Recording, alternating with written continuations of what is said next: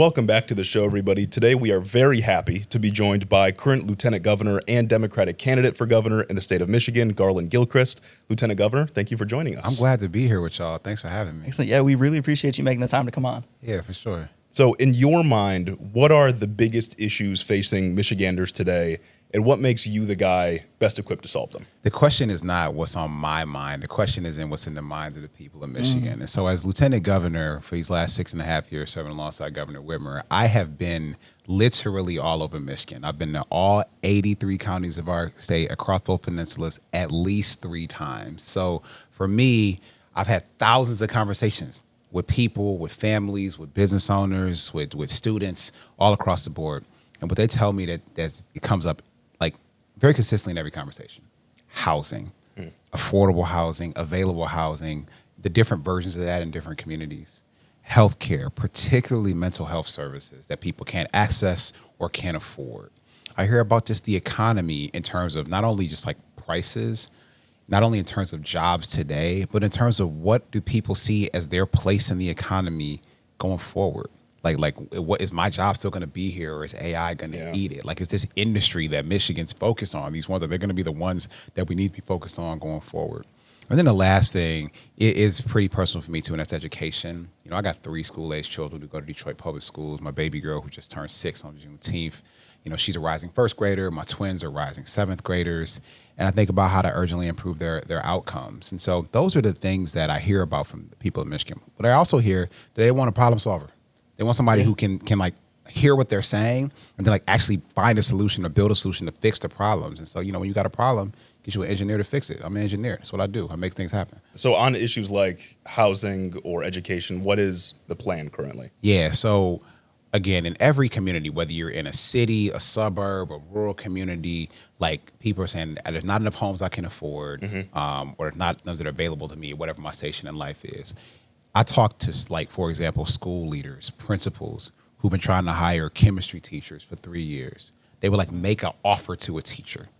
The teacher then comes in with their family, they go, they tour the school, oh, it's great, and they go to the community to see if they can find a house they can afford, that can, you know, be enough for them and their 2 kids.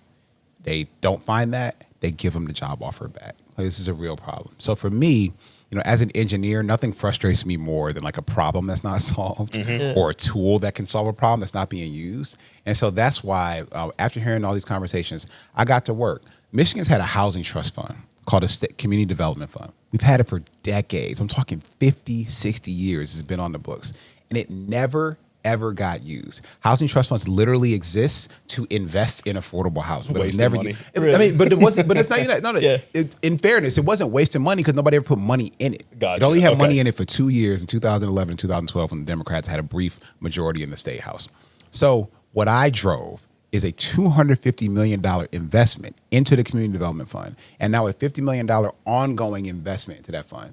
And that is why you have seen tens of thousands of housing units come online in Michigan just in the last 4 years at a rate of which we have never seen in the history of the state of Michigan. In fact, just in May, right after Memorial Day, I was able to make an announcement with a home builder that actually they were going to increase their capacity to output more new homes by 10% every year for the next decade because of these kinds of investments. So this is about building more homes faster, about getting more programs for more, whether it's first-time home buyers or next-time home buyers, be able to afford down payment assistance, because you know you can't get a house if you cash for it because you can't afford a down payment.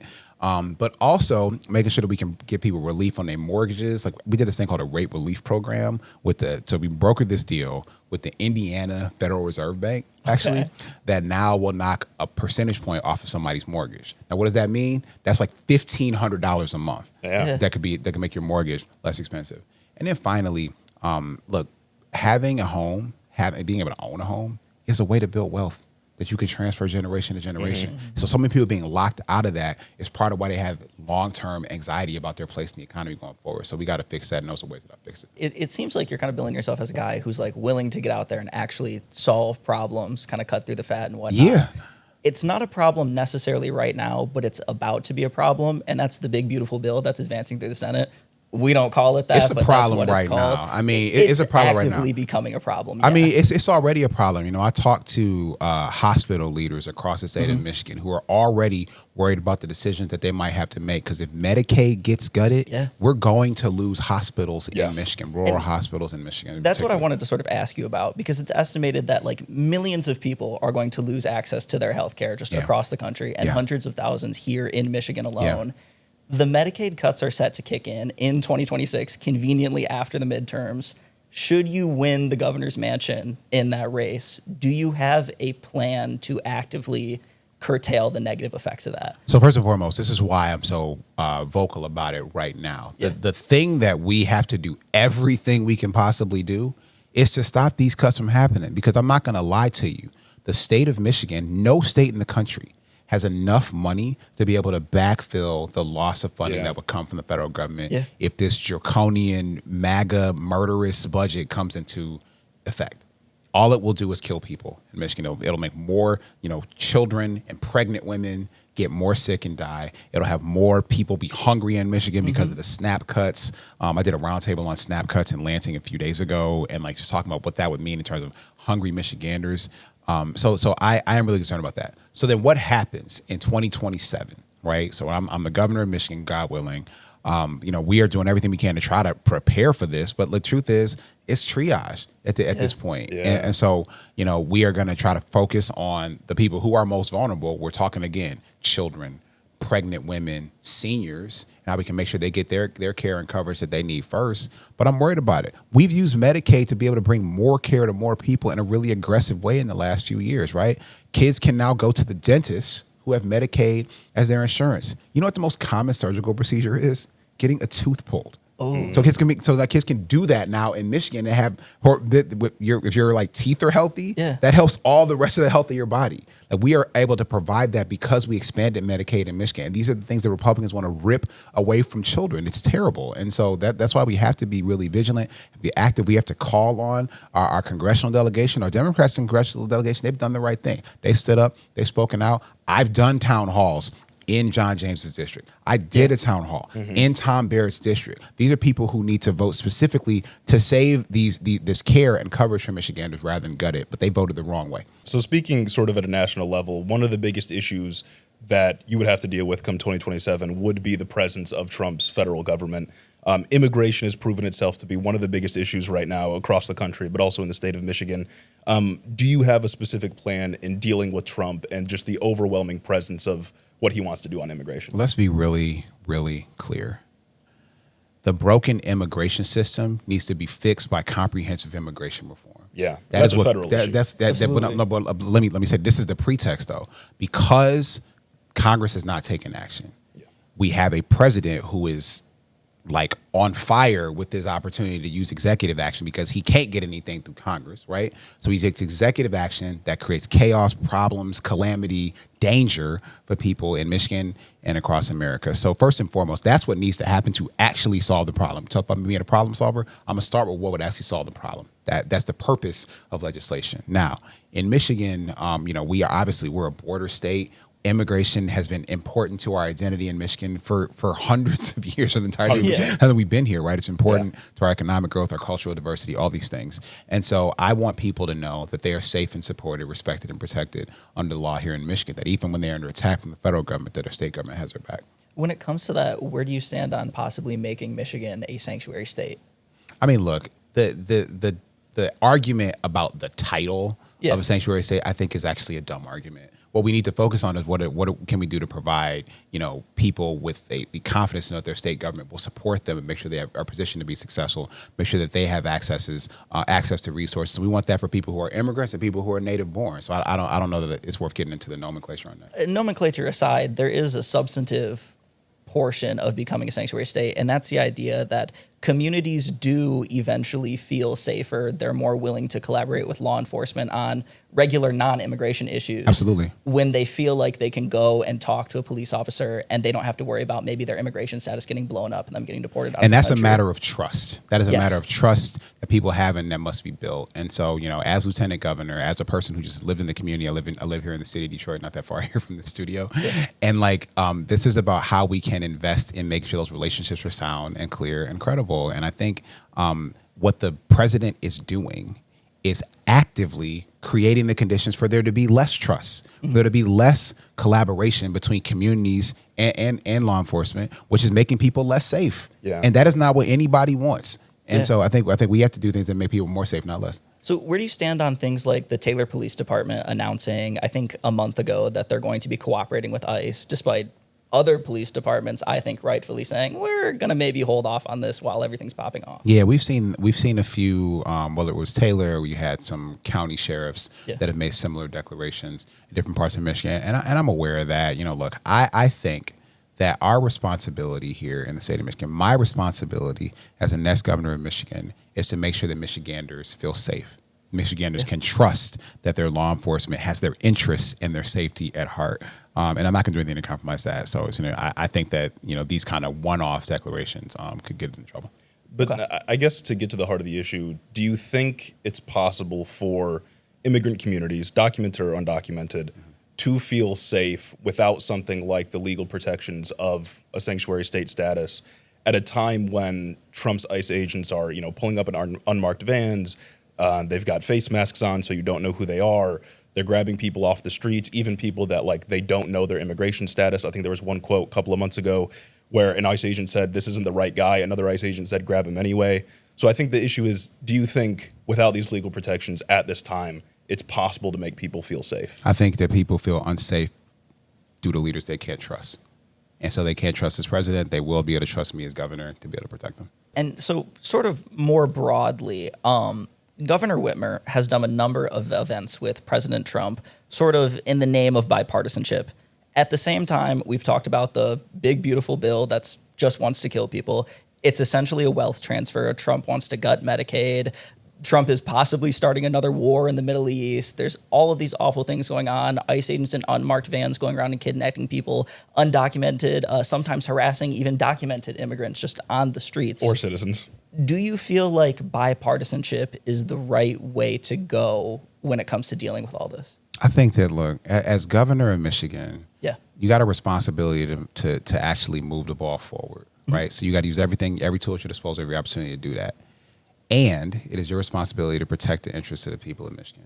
And the truth is, Trump has gone on an all-out assault on a lot of communities in the state of Michigan, a lot of institutions in the state of Michigan. Look, I'm an alum of University of Michigan. Yeah. Trump directly targeted the University of Michigan and Grand Valley State University because they have the audacity to believe that there should be supports for students of color to be successful on those campuses. That's ridiculous, and that's something worth having a fight about. So I think as a governor of Michigan, my job is to make progress and to protect people, and I think that's what we need to do. So that's not a question of bipartisan, so to speak. It's like, okay, fine, I'm gonna get done everything that I can get done, and I'm also gonna make sure that people know that when there's harm coming from this administration, exactly where it's coming from, exactly who it's coming from, and to call that out. It's why I've been so active in the community. It's why I've been doing these town halls.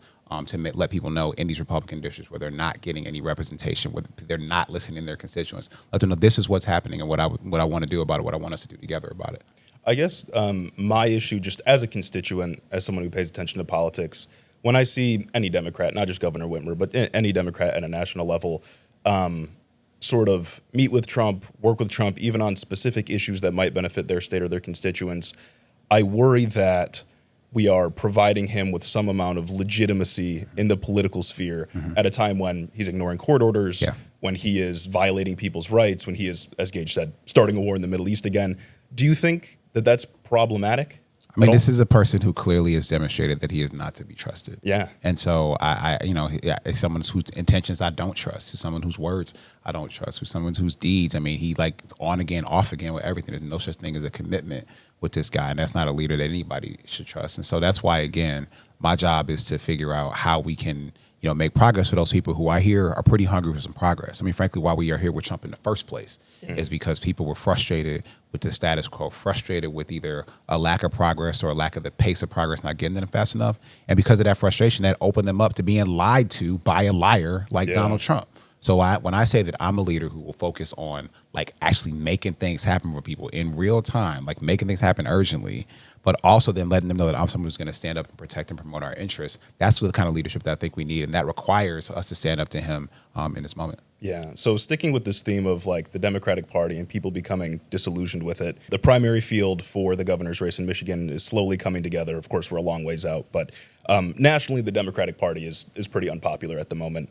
In 2024, more than 100,000 voters voted uncommitted in the Michigan primary for president, specifically because of Joe Biden's foreign policy on Gaza. What is your plan to reach voters that have been disillusioned by Democratic failures in recent years? I mean, my plan is grounded in how I spend my time. And that is all over the state of Michigan. When I say I'm on the road, I mean I'm on the road, man. Like the 83 counties, more than 3 times, I put more miles in that state you got than anybody has in the last 5 years. And I start there because, again, people want to support and believe in something or someone who they can trust. You get trust by building relationship. You get relationship building, that's a full contact sport. You got to go see people where they're at. And I think the message of, again, I want things to be better too. Mm-hmm. I hear what you are saying. Here's an idea and vision for how we can actually make progress and make this problem no longer be a problem for you or your family or your community. That's the energy that we need. And yeah, they need to recognize that the things that they want to have a fight about, I want to have a fight about them too, because I think it's problematic. And I think that all the stuff that you outline that this Trump regime is doing is ridiculous and dangerous and problematic. They're throwing our economy here in Michigan off kilter. We are the state that is the most vulnerable to this on again, off again, no goal ever set, no intention ever clear tariff policy, for example. They need to know that if they're going to get all this chaos and instability from the federal level, they need to have that kind of confidence in their state level leadership. And I think I provide that uniquely. Just on this issue of disillusionment, is there like a specific way you intend to like break from what some might perceive as like the Democratic establishment? Or do you think that there's like a different dynamic going on here? I think that I offer something that's pretty different and compelling. I don't have a normal background for an elected official. I'm an engineer, man. I'm a software developer. It's like the number one question people ask me when they figure it out is like, well, why the hell are you in politics? Or sorry, how does somebody make that jump? Could be making more money somewhere else, maybe. I get reminded of that once a quarter by people in my family. I put it to you like that. But I share that though because I bring a different kind of energy to this because I think about this stuff differently. I think about when I see progress where some people see impossibility. I see possibility. When some people think that, we can't build something, we can't mend something, we can't fix something, I do that. I have fixed intractable problems as lieutenant governor. I'll give you an example. So like our justice system, okay? The fact that it was really difficult for people to clear their criminal records.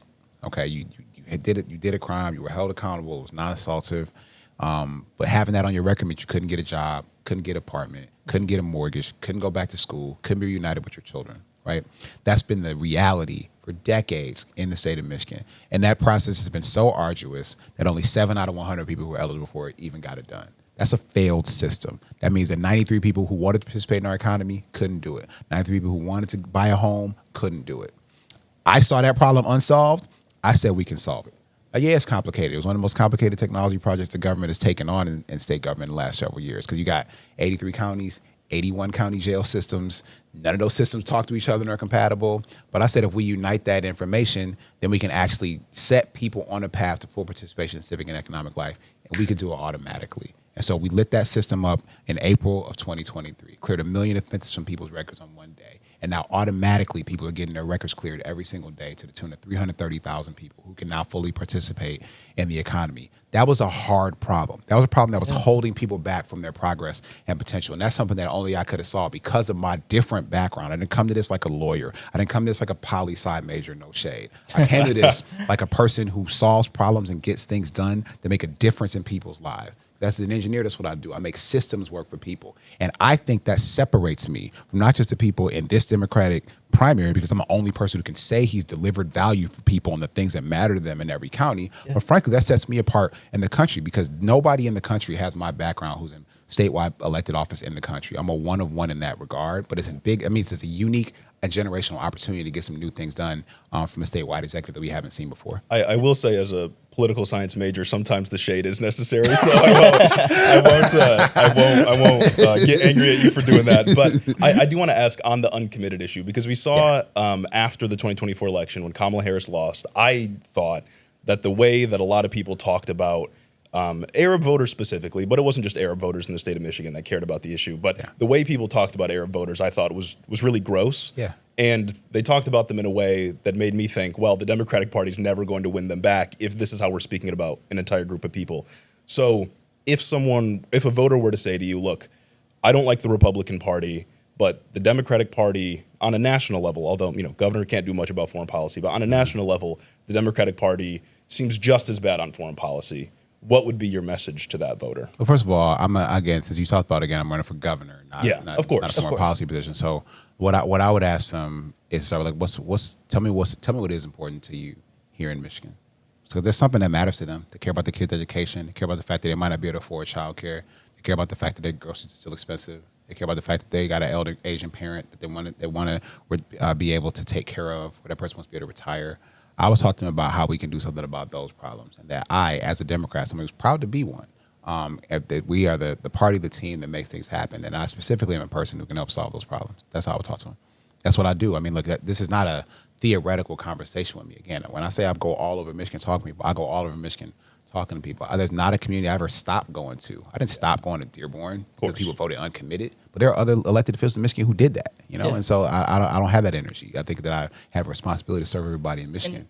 While that's certainly important, I do think, like you said, still the governor is not a foreign policy position. There are matters of foreign policy that end up bleeding into state politics. You also mentioned you went to U of M. At U of M specifically, I think there's a story that came out, I believe 2 or 3 weeks ago, that U of M was having private security trail students who are leading protests against what's going on in Gaza right now. There's been charges that went to student protesters that eventually got dropped. Where do you stand on things like that? Yeah, so let me say, I mean, I'm a U of M alum. I'm proud of it. Of course, it's a good institution. But I've been disappointed in how my university had conducted itself during this calendar year 2025. I was disappointed in our now former president and the actions that he took this year to sort of pre-capitulate to a Trump administration that had no interest in making a deal in good faith with our university ever. And I don't think anybody should have ever thought that anything other than that was the case. So no, I've been disappointed in some of those actions that the university has taken. So I think though that this institution has an opportunity to lead, and I think other universities have done a better job. I think Michigan State's done a better job, and that's hard for me to say. Man. Real, yeah. but Michigan State's done a better job and a stronger job there. I think that because Michigan is a state where we have so many people from so many parts of the world, we have the biggest population of people from the Middle East in Michigan that we have like anywhere else, certainly in the country, if not any place outside of the Middle East. I think we have a unique opportunity to show them what it means and what it looks like to build a community where everybody feels like they have a path to be their best, to be successful, to be safe and supported. Man, everybody needs to feel that way. Sort of like shifting gears like a little bit. You mentioned separating yourself from other Democrats in the primary and maybe other Democrats in the party with your experience and willingness to combat things, maybe engage in more combative rhetoric. What do you think about the sentiment that's going around right now that Democrats are too, quote, weak and woke? That ain't talking about me. I'd like to hear it. I'd like to hear it. I mean, I think that what people want is, look, what's happening through the Trump regime and all this is so terrible. Mm-hmm. It's so dangerous that people want. I mean, there's a reason why you saw thousands of people mobilized in the streets in Michigan and millions across the country, whether it was the No Kings rallies a couple weekends ago, whether it was the demonstrations in May, or earlier, the ones that are gonna come on and on again, because people are just like, we cannot. This is not the best version of America. We gotta speak up and try to stop it. And I hear that, and I agree with that. I'm concerned about it. That's why I participated in it. I'm also worried about the things that Congress is attempting to do or sort of walking toward doing. That's why I speak out on that. So I think it is, and there's an opportunity and responsibility I think we all have to make sure our voices are heard, make sure they're heard peacefully and effectively, and that's what I do. And I think there is strength in saying that this is what I believe, and I'm going to say what I'm for, and I'm going to do that without reservation. On the weak and woke thing, I think the idea is like the Democratic Party as a whole, or the Democratic brand, is like they don't get enough things done, which you've talked about here on the show already. But also the woke part is like Democrats are too quote unquote liberal on social issues. Do you think, is that like your assessment of where the party's at? No, I think that I care about people's path to safety and success. Yeah. So I'm not going to accept somebody saying that because somebody is different to you, they don't get to have a chance at health and wealth. I just don't believe that. Yeah. And I don't think it's weak to say that you are going to show strength in protecting people's access to having a prosperous future. I just don't believe that. I don't think it's okay for somebody to get kicked out of their apartment or fired from their job because of what they look like, or because of what kind of haircut they got, or because of the fact that they, love somebody of the same sex. I just don't think that that's okay. Yeah. And so I think that is a show of strength that you're willing to stand in and stand up for and stand tall for and protect people. One last question on the election, specifically the race as a whole. Mike Duggan, mayor of Detroit, has opted to run as an independent in this governor's race. How do you feel about that, first and foremost? And also, Wayne County is sort of seen as the kingmaker in Michigan elections oftentimes. Do you have a specific plan for winning over Detroiters? So, in order, I'm not going to punditize about Mike Duggan's political choices. He do what he thinks Sure. that he want to do. I think that what it means is that I think that Democrats have an opportunity to nominate a candidate who has the trust of the entirety of our coalition, and they can hold on to that coalition in a way that can win an election, whether it's a Democrat versus a Republican, or it's a Democrat versus a Republican versus some other thing. Like we just have to have the right kind of nominee that has that kind of trust across the coalition, be able to hold it together to make that happen. And I think I represent that. When it comes to mobilizing voters in Detroit and Wayne County, I talk about spending time in all 83 counties. I live in this one, and so I spend the most time here, have the most relationships here, and have done the work and delivered value here. Again, we've seen more housing units built all across Michigan. We've seen more built in Wayne County. When we've seen more access to healthcare and mental health services, I stood up the Certified Community Behavioral Health Clinic program that has increased the capacity of mental health providers in Wayne County who have gone through that process by up to 40%. So there are more people to talk to get services and not get impacted by the justice system, because instead you're getting the help that you need. I've helped to set that up and worked with Wayne County leadership to make that happen. And I spend time in communities, whether it's downriver or in downtown Detroit, like making things happen for people all the way across from there to Western Wayne County as well. And so I think that I have the record and results and relationships that can help make a mobilization real, and it can actually move young people to be able to participate in this process in a new way that we haven't in a long time. So I'm excited about my ability to do that. You mentioned building a coalition within the Democratic Party, but I kind of want to ask, when it comes to building a coalition that can win you the governor's mansion in 2026, where do you stand on how you would like to reach sort of those voters in the middle? Yeah. I think broadly within the Democratic Party right now, we're seeing some postmortems after the 2024 election that say that we need to be more conservative on certain things. Is that what you think? You mentioned Trump came into office specifically because people were upset with the status quo. Mm-hmm. How do you want to reach those people who are upset with the status quo? By showing them that I can deliver more results, straight up. So this is a question of people. There are people who want the government to be useful, who want it to be effective. And so, I'm a problem solver who can make and build systems that actually make things happen, make things work, that doesn't break them but fixes them. And when you didn't have a solution yet, we find a solution or build it. And so I believe that is the pathway about getting something done. I mean, you're talking to a person who maybe a small business owner that just wants something that makes sense and is predictable. Well, let's get a system that actually makes that happen through a leader that you can trust. And so I think that's how we reach folks. This is not about turning our back on a community and saying, because you don't look right, therefore we can't serve you. That's not how this works. I think how this works instead is showing everybody in Michigan that they can have a partner in the government who can actually work with them, who will listen to them, who will understand them. I mean, the conversations that I've had with people across Michigan, I'll give you examples. Like during COVID, I was with I spent time with a restaurant owner in a community in northern Michigan. Him and his friends, they were from the community. They had left the state for a number of years, and they moved back home, and they had invested all this money in this restaurant, and they opened it right before COVID. So it was really tough for them, right? And they were understandably mad.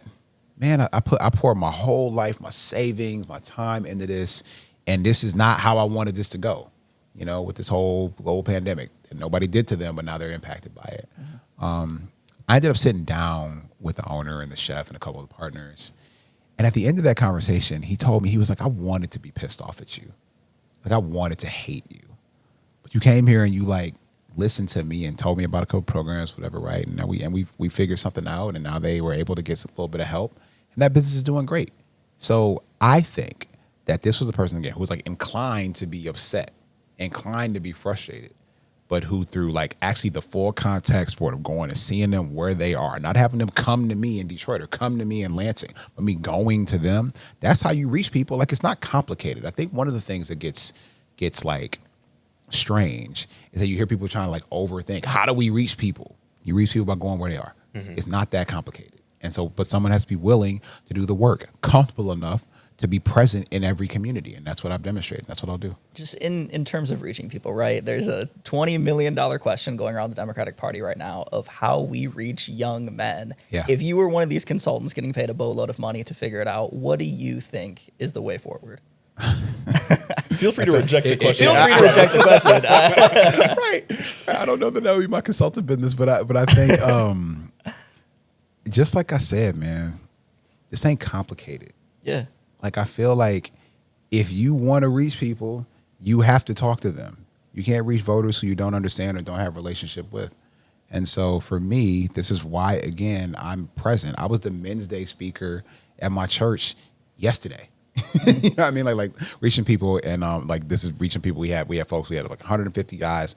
The average age of which was 30. See what I'm saying? So it's I spend time in community connecting people about what's important, and I think that what men want, what I wanted as a younger person, I ain't old, but as a younger person, right?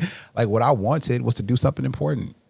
I want to do something that matters, and so how do we make it so this community, this state, is one where I feel like I can do something that matters, and that I'm seen, and that's the presence. That's how I try to show up in conversation. I think that's what we need to do.